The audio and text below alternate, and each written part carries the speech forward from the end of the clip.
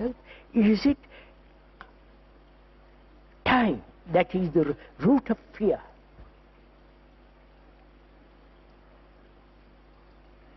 You're afraid. Are you afraid? Right? Are you getting bored with all this? Are you getting bored with all this? No, I hope not. So, what is time? You understand this? Time by the watch is very simple. There is sun rose at a certain time, sun sets at a certain time. And yesterday, today, tomorrow. That's not natural sequence of time. There is also psychological time in us.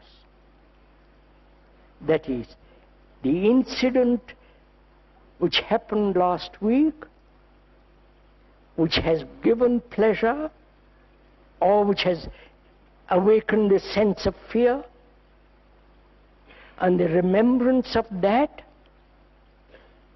projecting not only in the present being modified, but the future, right? I may not have a job. I may lose my position. I may lose my money. I may lose my wife. I may follow time.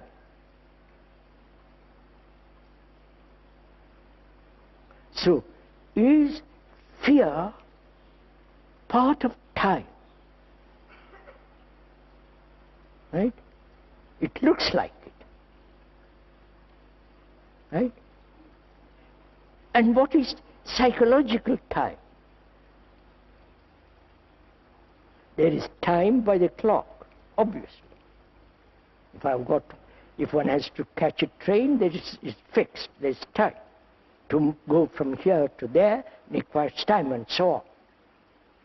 Time implies space. Right?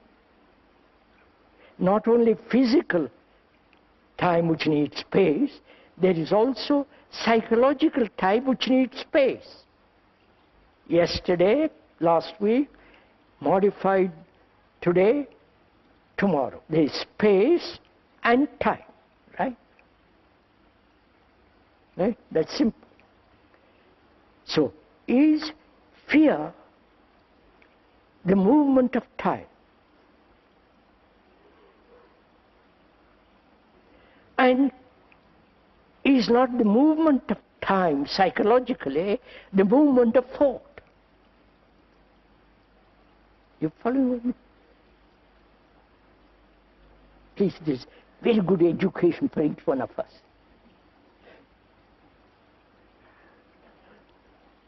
So, thought is time, right? Time is fear. Obviously.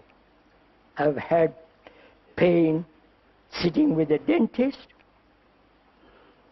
remembering, stored, projected, hope not to have that pain again. Thought is moving, which is time of yesterday's pain, held, and not wanting it again. So, fear is a movement in space and time which is thought. Right? If one sees that not as an idea but actuality, which means one has to pay attention to that pain which happened here, that fear which happened here last week, to give to that fear complete attention at the moment it arises, then it's not registered. You try, do this and you'll find out for yourself. When you give complete attention to an insult, there is no insult. Or if somebody comes and says, what a marvelous person you are, and if you pay attention, it's like a water and duck's back. Right? So please see the truth of this for yourself, that when you realize time, space, thought is the movement of fear. Right? That's a fact. Not described by the speaker, but if you have observed it yourself, that's an absolute fact. You can't escape from it. You can't escape from it. You can't escape from facts. It's always there. You might try to avoid it. You might try to suppress it. Do every kind, but it's always there. Right? And if you give complete attention to the fact is not. Psychological. You understand?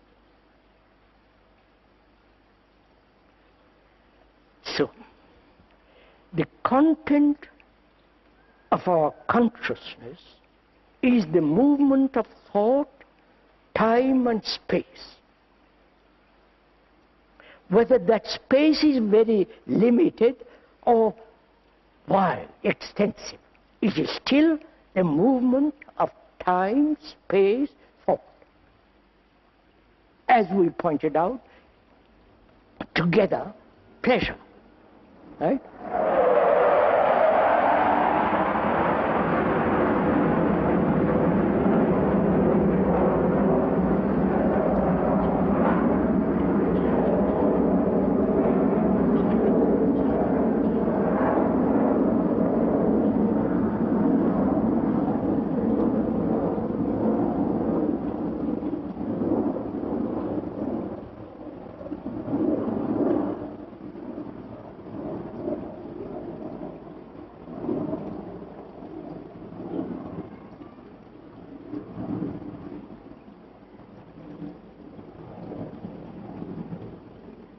Behind the other mountain.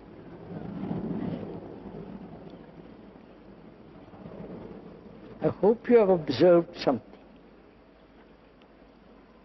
The extraordinary mechanical power of that instrument. Right? The tremendous power.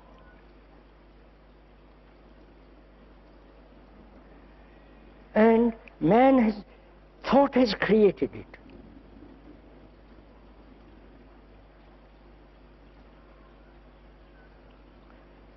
Thought has created different forms of power in ourselves, but they're all limited.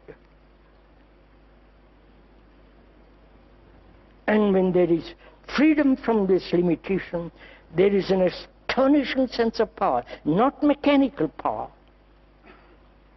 tremendous sense of energy, much more than that.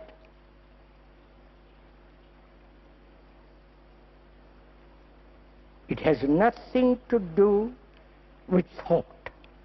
And therefore that power, that energy cannot be misused. But if thought says, I will use it, then that power, that energy is dissipated. Right? So we've got 5 minutes more left.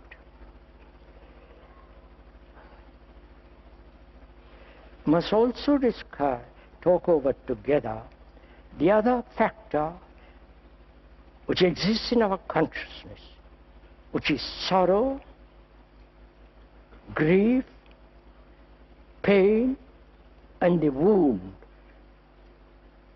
the hurts that exist in most human beings from childhood.